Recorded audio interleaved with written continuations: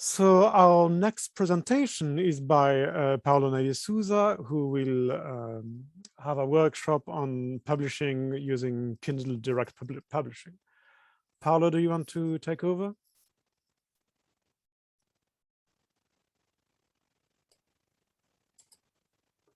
Yes, I can take over from here, and but I'd like to pass the stage first to Jennifer, because Jennifer has some announcements to make. And so since we have a little bit of time, I think we can do that. Jennifer, are you there? Hi, Paulo. I've put it in the chat. I just wanted to remind attendees that we have 2 platforms besides Zoom that will be up for the duration of the conference. And so you can have a more collaborative experience and try to catch up with some of the speakers. The first is called Topia, that allows people to have voice and video conversations in a virtual world. And the second is Zulip. It's a chat system that allows you to follow up with speakers, or if there's speakers out of your time zone that you would otherwise not be able to interact with, you could do that asynchronously too. The Topia password is listed in the chat, and Zulip, I believe you can be authenticated automatically. So thank you. I'd just like to add to what Jennifer said. I haven't tried Topia very much, but it looks very, very nice and much better than the platform that we used last year, which was already nice. And the Zulip chat, it sort of survives the conference. So the connections made and the conversations started sometimes extend beyond the conference, which is also a very nice feature. So I recommend all of you stopping by and trying it out.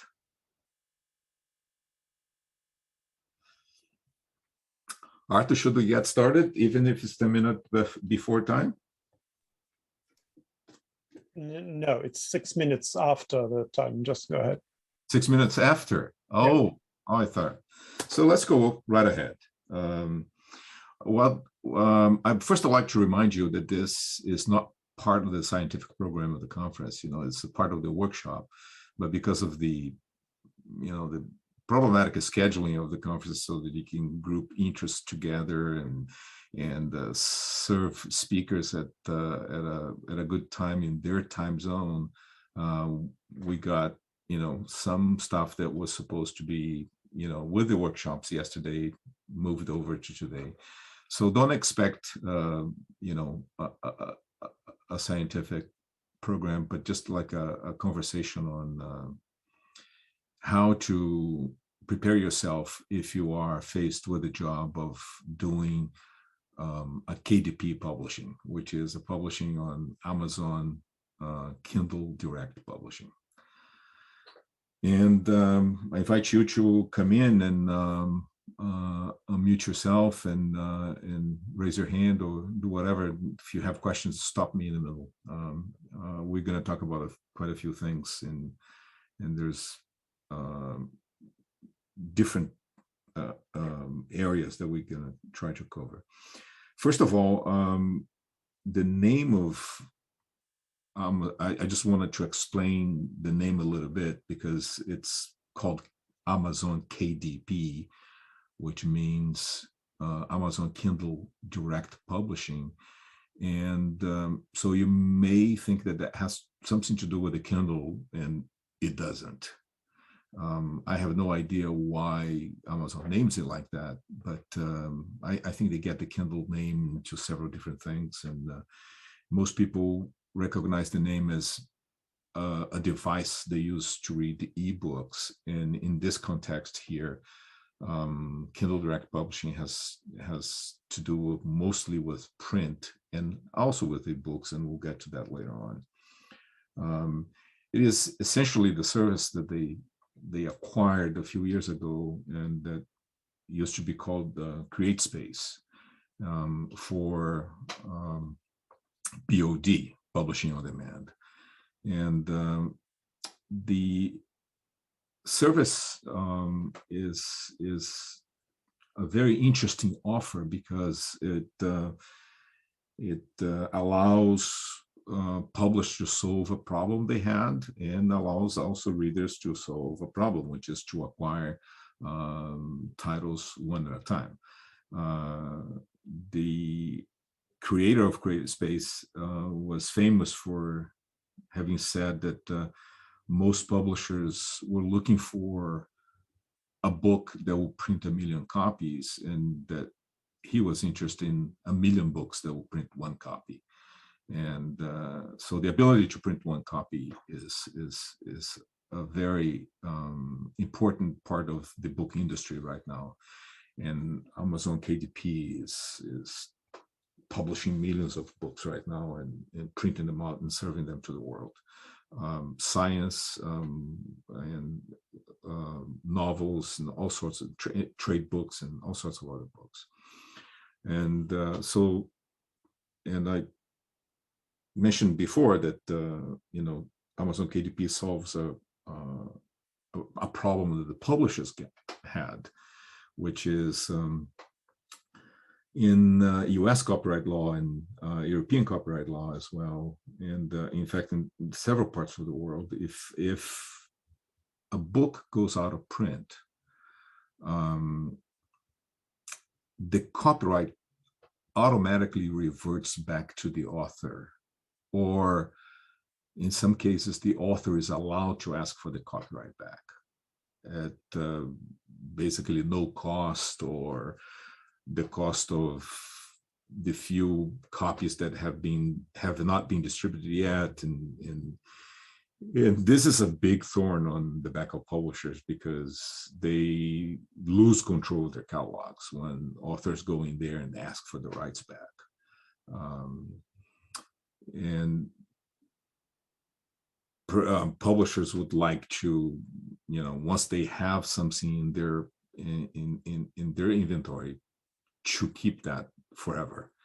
And because right now you can publish electronically, publish print replicas, include that into databases, include that into contracts with universities and so forth.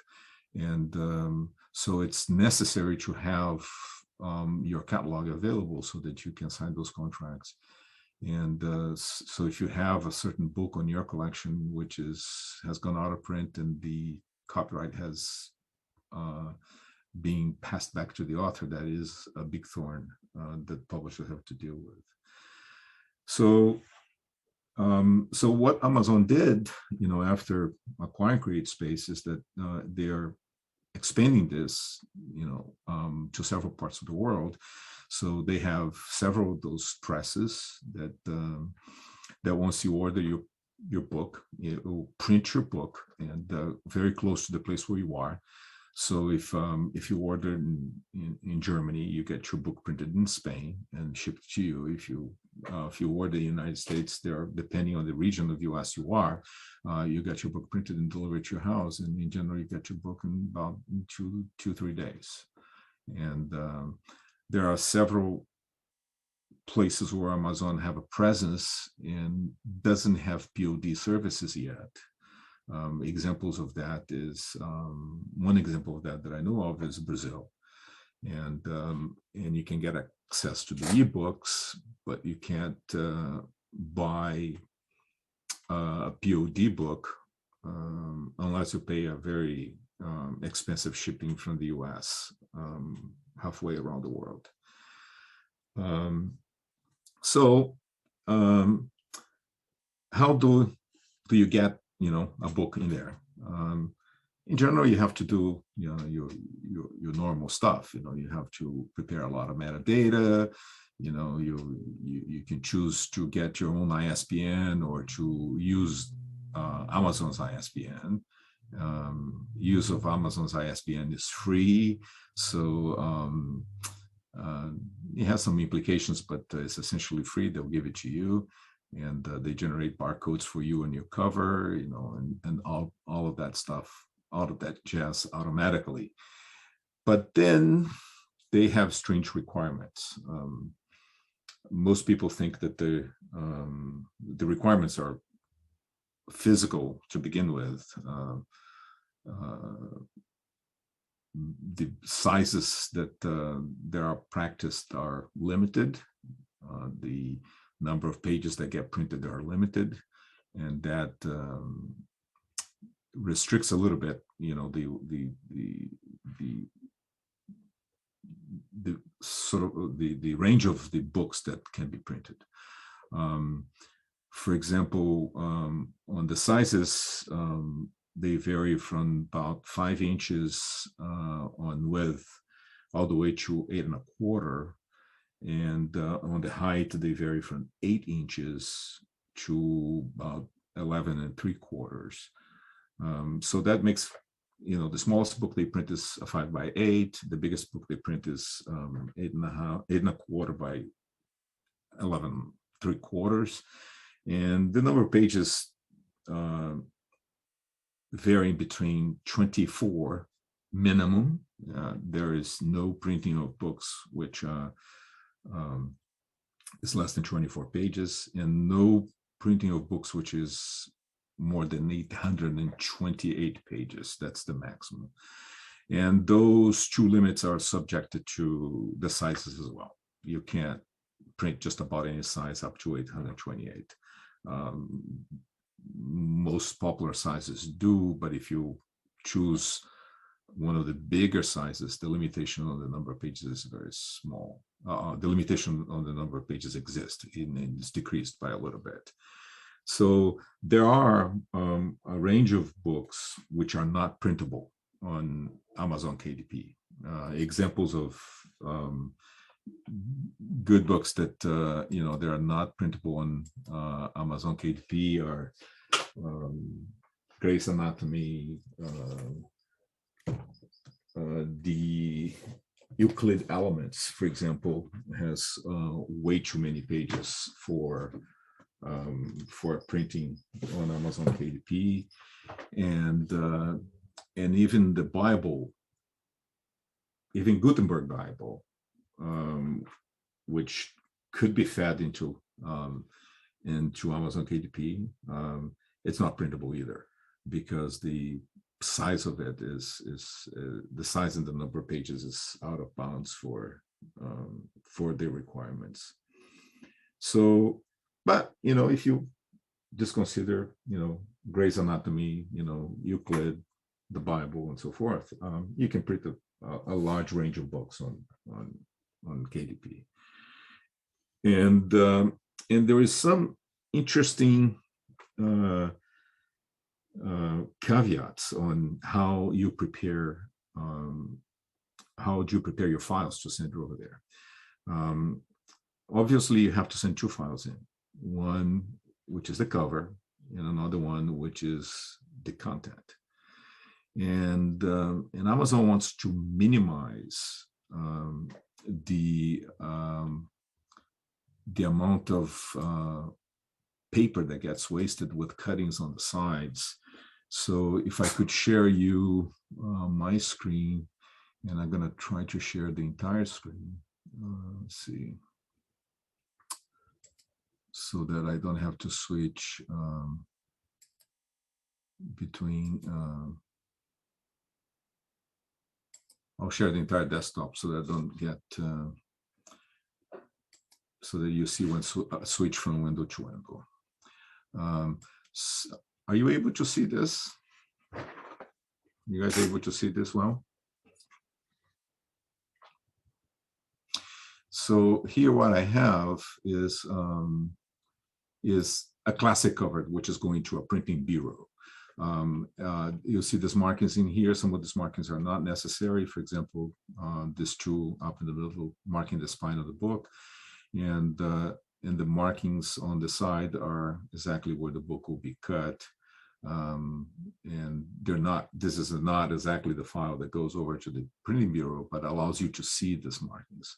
And here on the side you have some control markings to make sure that the color that's being deposited for each one of those is appropriately being done by the press, and so that you can check on color later on if you get a full cover to do proofing.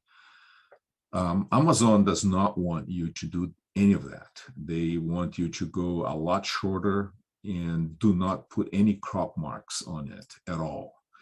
and extend the cover just about 1/8 of an inch outside what you consider the physical size of your book. So the error is 1/16 of an inch on the cut, the error of the machine. So they need 1/8 of an inch out, and a little, the book is cut. The book is not just put together by putting the pages aligned together, but the cut is extremely small compared to any other printing bureau. And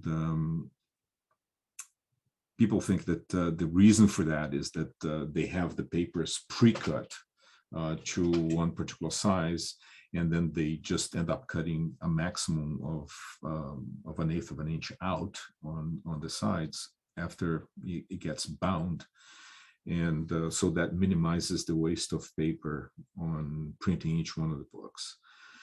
And so what you have, so for example, if you are using LaTeX,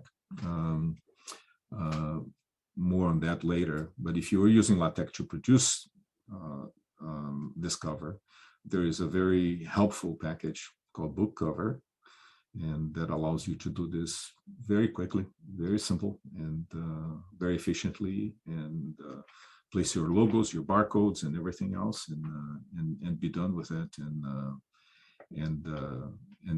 be ready to submit to them. The biggest surprise for a LaTeX user resides on the interior of the book. The interior of the book is, in general, when you send it to a printing bureau, is, let me see if I have one here, is, it contains the normal crop marks on the 4 margins of the book, and it indicates where it should be cut, and what's the error margin of that's acceptable for this particular cut. And again, Amazon is not going to use that, so they want you to pre-cut your PDF file at that level and extend it 1/16 of an inch out, and offer your PDF file, which is this one I'm scrolling here right now, ready for them, without the crop marks. And those two things are put together at binding time, and a very small cut, then produce your book. The biggest surprise of them all resides on the fact that these different sizes are probably printed by different presses and bound by different binding machines. And so they open, the binding opens in different ways, in quite different ways. If you have a book with 800 pages, it opens in a certain way, and if you have a book of 25 pages, it opens in another way. And if you order different books of different sizes from Amazon, you can see that there are differences in between the way that these two books are bound and how much they open up when you put them open on top of the table. So that forces them to require different gutter sizes for each book, which is somewhat of a problem. What I'm saying here, the gutters are the inside margins of a book. So if you have a book with 800 pages, for example, 600 pages, 500 pages, a book with a high page count, they want you to get out of the margin, get out of the gutter, get out of the inside margin by a certain number of inches that can be even close to a full inch. So that means different page counts have different margins. And if you're doing that for one book, that may not be a problem. But if you are, for example, doing something like a collection where you have several different books with several different page counts, and you want to keep some uniformity among them, that is a big problem. And LaTeX programmers should be aware of something else, which is it's fairly easy to get the size of the book and get the page count and set the margins to vary according to the page count. And tech does for the most of it, LaTeX does for the most of it, a very good job in setting your text within those margins that you have appropriately set after you did the first run to decide the number of pages. But if you do that, which is something that I recommend you staying away from, you create a big problem for people in production, because a book does change the number of pages during production a lot. Graphics are inserted, indexes are remade, prefaces are written, material is added, and so forth. And from the beginning to the end, you may have somebody that has worked already some good, nice line breaks, some good page breaks, and in some part of the book which is not going to change, and then find out that the index has expanded, the page count has gone over the limits by Amazon, and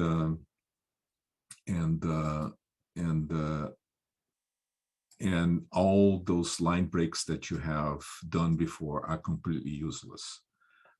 I can show you, for example, it's very easy to just dig that information from their websites. They have lots of information on production, but unfortunately, all of that's geared towards Microsoft Word and Pages for Macintosh, and very little of it is geared towards LaTeX or InDesign. In fact, none of it is geared towards LaTeX. And for about a year, between 2009 and 2010, Amazon have straightly refused any file that was produced by PDF LaTeX. And so you would upload the file over to their service, and they would refuse the file because it was produced by PDF LaTeX.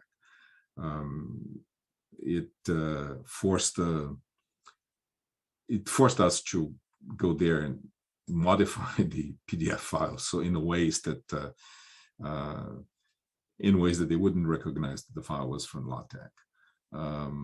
They do a lot of checking on the PDF file. So, for example, they do check if you're staying away from the margins. They do check to see if you have text anywhere in a particular part of the page, and there are some problems as well with include graphics. I don't know how much you deal with graphics in LaTeX, but include graphics, for example, places if you use trim commands to trim a graphics, it will include the whole graphics in there. Suppose you have a graphics which is 10 by 10, and you just want a small 5 by 5 piece of it, and you can use a trim command to use just a 5 by 5 piece of it. Include graphics leaves the whole graphics inside the PDF file, and instead of just including the 5 by 5 part. And Amazon's PDF pre-processing, Amazon's PDF pre-processing does not recognize that the graphics is not there. That is somewhat hidden, and only the 5 by 5 part is used. So there's a little bit on dealing with graphics that you need to be careful when you prepare your files. And of course, staying, in the margins and so forth is absolutely a must. If you stray by a point, the program will refuse your file, and you have to start the process back again. There are several other limitations I haven't talked about. I mean, you can't publish some types of materials, adult materials. You have no way to do hardcovers. You have, if you decide that you're going to print your book in color, the book will be fully in color. Obviously, if you produce your book in black and white and you print in color, it will be printed in black and white. But the quality of the color printing is slightly lower than the black and white printing, so that's not to your advantage, and the price is much, much, much higher. So, so deciding to print a book in colors, it's a big decision because of the increase in price and the low end quality, and a few other restrictions as well. But you get around to know those when you open an account and start uploading some books. And then, once you do that, once you get your cover, get your inside content, you can just go in there, start your upload, and do a few other chores like classifying your book, introducing all the metadata that you need, and telling them if you have placed an ISBN on your cover or not, or if you need them to place an ISBN for you, and decide the markets you want to publish, decide the prices you want to charge, and then in a couple of days they will make a review and let you know, and the book is published and available to the world. And that is the part of the printing. And then you're left over with the other part, which is to print the ebooks. By the way, I should say that I should say that dealing with these margins in LaTeX is not an easy thing to do,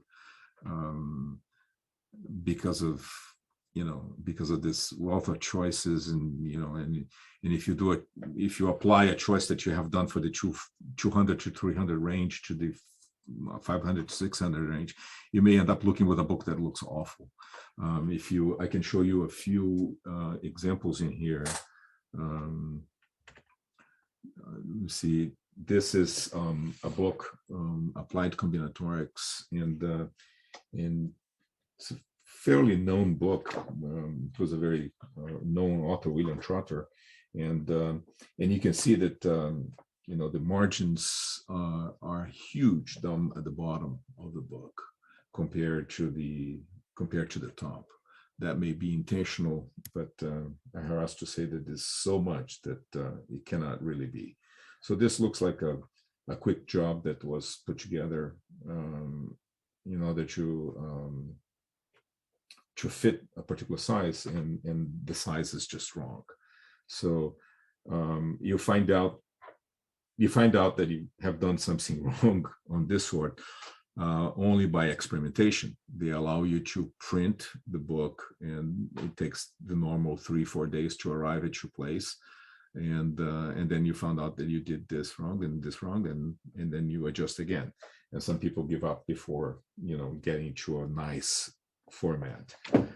Another book I can show you here. This one is by Martin Ruckert, and you can see very nice margins, very equilibrated margins, up and down below, and throughout the entire book, which is a very balanced set of margins. If you want to publish that, you should leave at least like about a space of 3 weeks to 4 weeks to print, experiment, get a copy of the book delivered to your place, and check to see if it's correct, and then proceed with the final authorization and publication to the world. And then after you're done with that part, we move over to how do you do the ebooks for the same book that you have just printed for the same book that you have just printed in paper. The problems with the book are bigger. The solutions are way more fragmented, and the possibilities to mount the book, to build the book, are bigger, depending on the kind of content you have, and the results vary. The first thing that I should say that there are several ways to build this book, and that depends on the content. If you're writing a book in LaTeX and it is a novel, or it is poetry, or the maximum that you have in mathematics is exponents, indexes, for example, no square roots. You can just use a translator, like, say, for example, TAC TUG ebook, or TAC for HT, and we're even going to have some lectures further down in this conference that's going to explore that part. So I'm not going to talk so much about that, except for the fact that that if you convert your TAC to HTML, you can then convert it to EPUB, and then once you move it over to Amazon is going to convert it again into their own version of the EPUB format, which they haven't supported by a number of years, and now they do half supported. They supported it as input, as a form of upload, and they use their own format to do the renderization within the Kindle, and depending on the Kindle you have, you may have things renderized in different ways. So if you are in that situation, if your text is very simple, your best bet is to go with conversion into HTML, EPUB, and Amazon format, and for upload and so forth. What you gain with that is a little bit more of control and a little bit more of acceptance on the part of the Kindle of your file. So readers will be able to change fonts, and that change of fonts will apply to your book and to the book that they're reading, and it will be searchable, easily searchable. You'll be several advantages that you have in using the Kindle. If you have content which is not easily translatable to HTML, and in fact, if you have content which is beyond indexes and exponents, I say almost to stay away from any conversion to HTML, EPUB, and uploads in text source format. For that, Amazon has a solution which is, I say, is half baked right now, which is sort of a print replica. A print replica is just what it says. It's a replica of your print. It takes the PDF images of what you have produced with LaTeX, and you can make JPEGs out of it. You can make PNGs out of it, and then you can write an EPUB file, which is a very simple one-page EPUB file, which is just a sequence of images. It's, for example, how the Internet Archive publishes several of the books. You know, they take a book which was produced in the 1700s, a math book, for example, and they photograph each page of the book, but you're still able to download an EPUB of the book, and this EPUB is just like a collection of photographs of the existing book. You can do that. You can do that, and if it's not big, it's not very large, and Amazon refuses very large uploads, and because it costs them a lot of money to deliver those books to customers. Remember that whatever you are in the world with a Kindle, you get your ebook delivered for free, even if you're using cellular networks in foreign countries.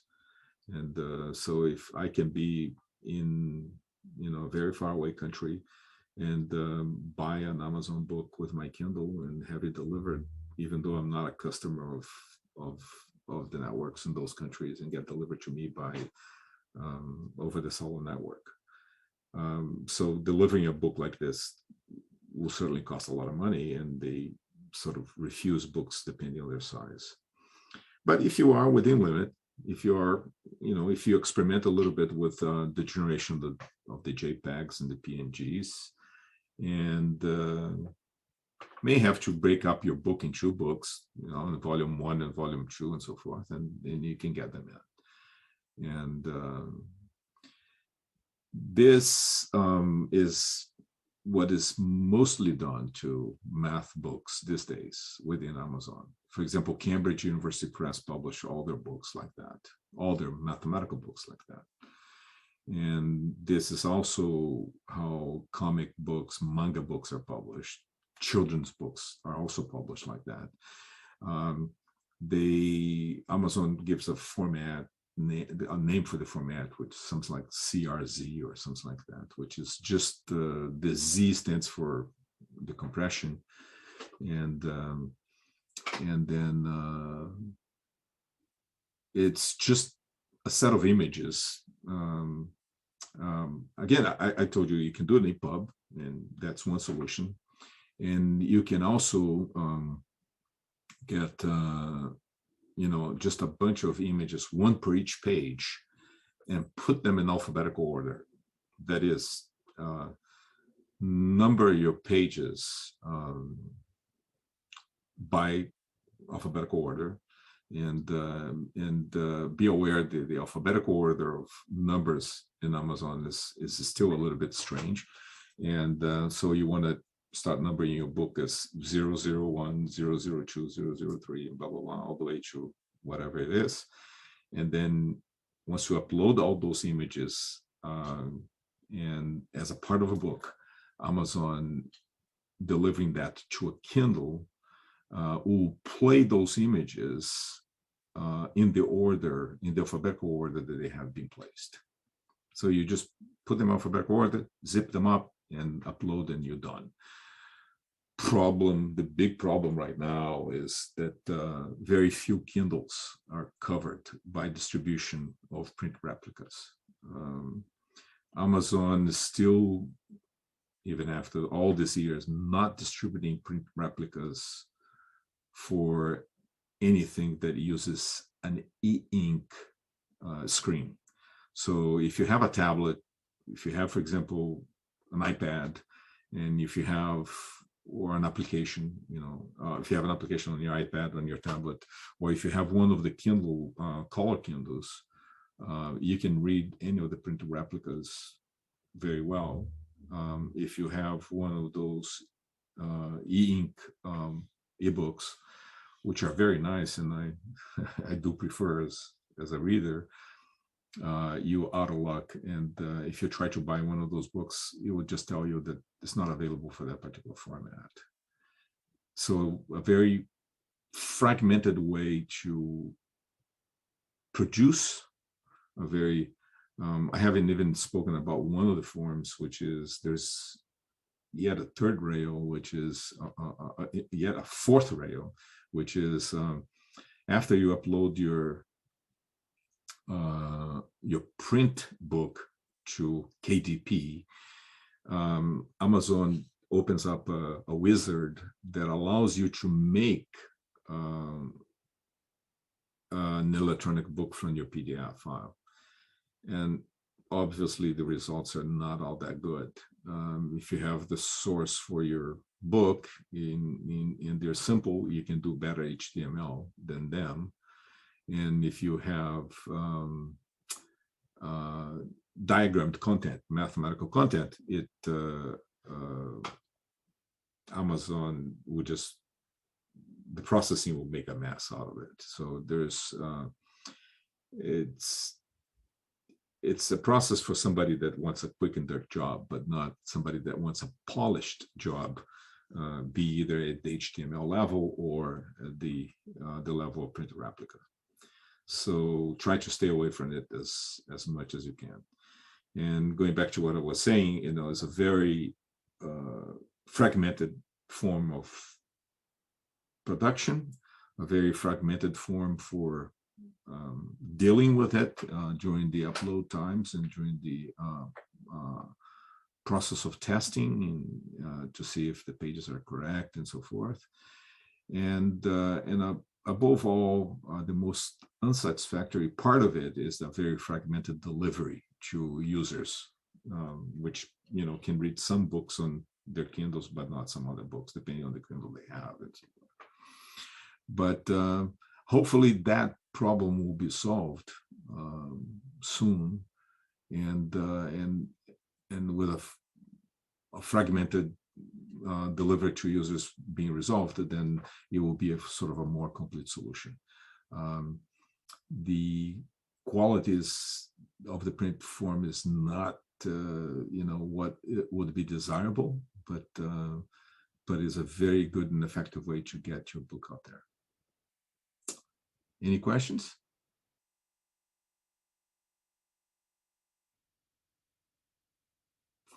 So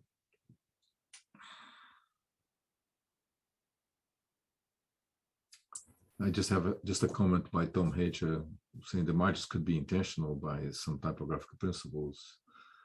On the book I just showed you by Mitchell Keller and William Trotter. Yes, there are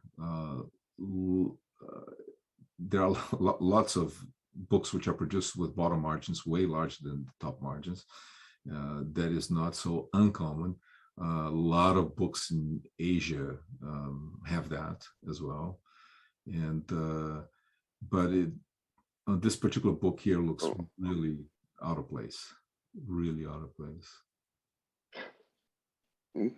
If I may, Paulo, I wonder whether you want to put what you learned about making PDF for KDP in a small LaTeX package and release it for people who want to do it. So it will, things like margins and others would be done automatically and so on. It would be very helpful, I think. Yeah, we are preparing that, and good. And it's sort of a part. What we would like to do is, it's a package that you could use with several different formats, that you could use with the book format, and you could use with a report format, and so forth. So a package that you could use rather than a format by itself. Formats by itself, there are already some out there. They are not very good because they implement that flaw that I told you, that automatic. It looks like a very good trick, you just do a first run, you get the number of pages, and then with the number of pages, you go there and back and reset the margins, reset the gutter, the inside margin. But that's a very bad idea for production. You don't want resetting margins automatically on your production stuff, on your production people, which is working so hard on line breaks and good typography. So So, we should have that out. It shouldn't take more than a few more weeks to have, that out. And we're just testing it right now to see if it's good neighbors with several different other packages, and which is the hardest part of writing a package these days. Thank you. Thank you. Are there tech-friendlier ebook printers? Yes. Hi, Martin. Maybe, hi. One comment from my side. One problem I had with my book was I used the hyperref package, and that package makes all the links dark blue. Yes. And, I submitted the PDF to Kindle Direct Publishing, and in the book, all the links were in a light gray. And I discovered that only when I had the finished books in my hand. So extra care, if you use links, make sure they are black before you submit it. Yeah, well, what you bring up is extremely important. We have played with several different possible solutions for that problem, and using the draft option for the hyperref command, for the hyperref package, and turning the links completely black, and one which is really worse, which is to take the hyperref command, to take the hyperref package out of the processing, and then making any links null. And I found the hard way that changes line breaks. And I think that Frank Mittelbar is working on that problem. It's like the simple loading of a hyperref package into a file changes, even if you don't use it. Simply loading it changes line breaks in the file. So you may be in for a lot of scrolling and on Amazon's web pages, scrolling to see if the book that you have the intention to be there is exactly the one you got out of your desk and so forth. Yeah. And another problem that was with images, I submitted the file, and Kindle Direct Publishing complained there were embedded color spaces or something like that in the images. They were just black and white images, right? But still, it complained about embedded color profiles. Yes. And I didn't know how to get rid of these embedded color profiles in the images. So that's correct. That's correct. I mean, and also problems with embedding fonts inside the images, and sometimes you have software that produces an image.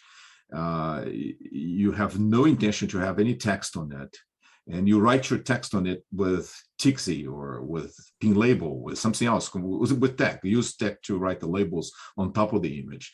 But this little image, produced by Adobe Illustrator, produced by some other tool, leaves the profile in there, thinks that there is color in there, and Amazon doesn't like it. And they have a very potent PDF processor, and tuning things in to get the stuff right is very hard. We have abandoned PDF LaTeX completely, for that matter. We're using strictly ZLaTeX because it's easier to deal with some of those issues within ZLaTeX.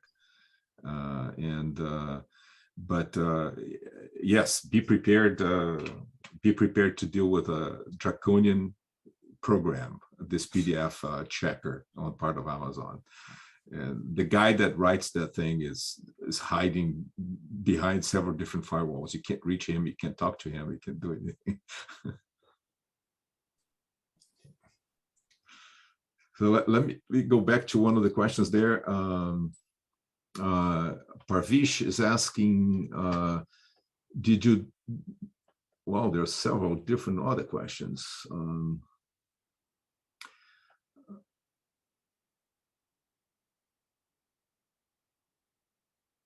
Paulo, did you make that cover in LaTeX? Yes, that cover is made in LaTeX. Our production is entirely LaTeX. We use no other product for producing the content in the covers, and it's produced with an excellent, beautiful package called Book Cover, and you should download that. And it allows you to place, it allows you to define, you know, the important regions of the cover, you know, the back cover that goes on the left part, the right, you know, the front cover that goes on the right part, refer to, you know, to each one of the corners and place the stuff you want in any place you want, like text for the titles, you know, logos, and so forth. So it's extremely good package. I recommend it to anybody. Then the other one is, are there technically friendly ebook printers? Rohit, I'm not sure you meant tech-friendly book printers or tech-friendly ebook printers. If you could specify to me what you mean. And the other doubt that I have in your question is ebook distributors. Oh, tech-friendly book distributors.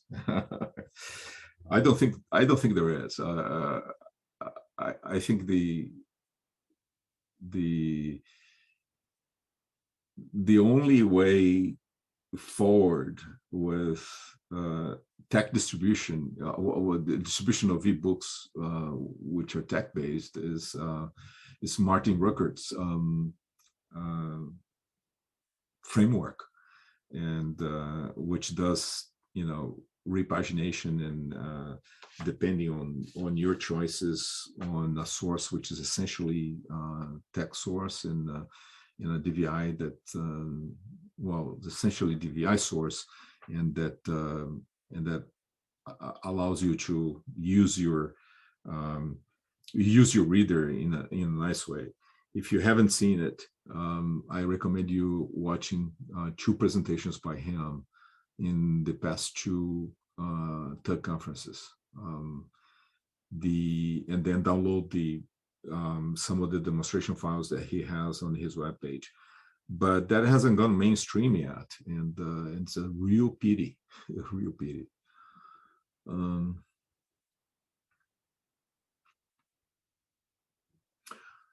Jeffrey Copeland says, I have also had good luck with Ingram Spark accepting tech-generated PDF output. However, I use a slightly older tech to DVI-PS to GhostScript production chain rather than PDF LaTeX. Yes, I can see that.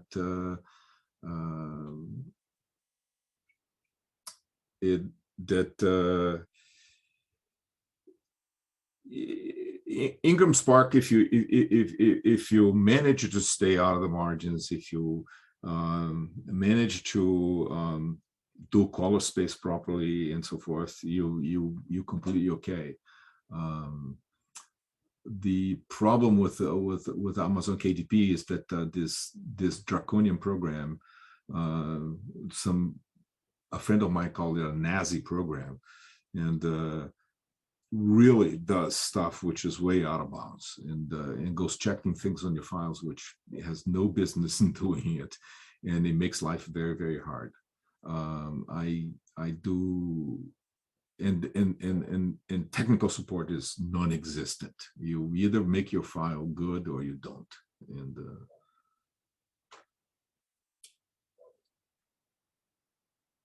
Jeffrey, how does that production chain affect work that uses a lot of math? Are packages compatible with it? Well, I mean, Vatsal is referring to a previous comment by somebody that's Jeffrey Copeland, saying that she uses, you know, tech to DVI-PS and GhostScript production chain. Yeah, you know, the first thing I can see is use of fonts, which is extremely hard in some settings. and extremely easy in forward settings like ZTAC, LuaTAC, and so forth. So if you try to use a lot of fonts and OTF fonts, new fonts, which are, you know, just not part of the old chain of TAC, you know, you have a chore ahead of you, putting all of that together. There are differences also in microtype. Microtype does support different things for different versions of TAC, and so there is a grid inside the package documentation, what it does support for the different packages. And in my chain of production, it is microtype is also an integral part. So I wouldn't leave without that, and I try to maximize the use of it.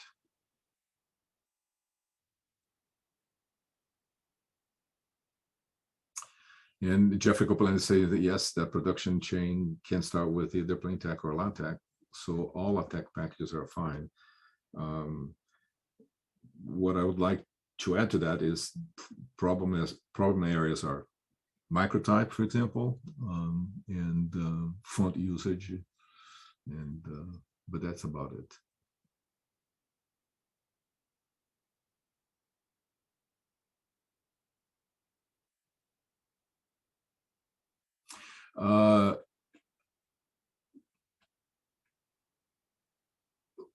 Rohit is asking again, is there an issue with distributors which don't use Mobi? Yes, there are. You know, if you're going for a print replica, you have the problem with the size. You know, making a JPEG out of every page in a book, every page on a 500-page book, it's huge, and almost every distributor will look at that and say, no, this is EPUB is not valid, and that's it. But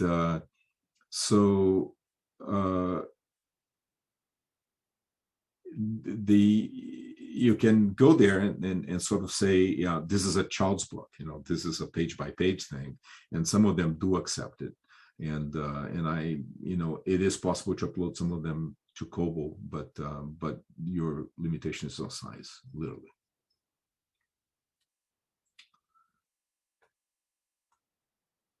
Well, thank you very much.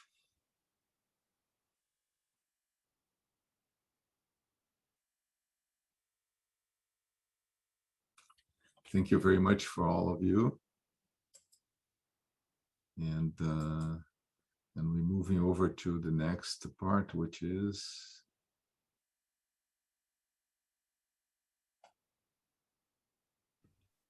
sorry, Paulo, if you're done with the workshop, the next part is the break. Okay, so we have a nice break now, and we'll be back here for David Crossland with Printable fonts. Yes, in 1 hour and 45 minutes. And thank you for joining us, David. And the reason why the break is a little bit longer is that one of our speakers unfortunately dropped out.